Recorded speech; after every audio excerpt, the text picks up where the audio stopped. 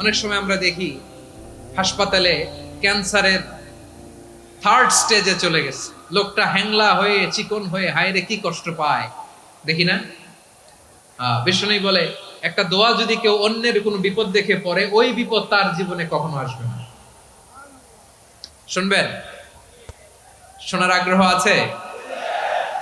অনেক সময় হয় যে আমরা মহাসড়ক দিয়ে যখন চড়ি, দুর্ঘটনায়, আইরে আল্লাহ, দুর্ঘটনায় মানুষের মাথা একদিকে, দেহ আরেকদিকে, ব্লিডিং, এরকম হয় না?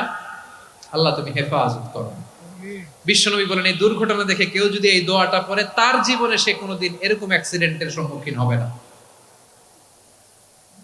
শুনবেন?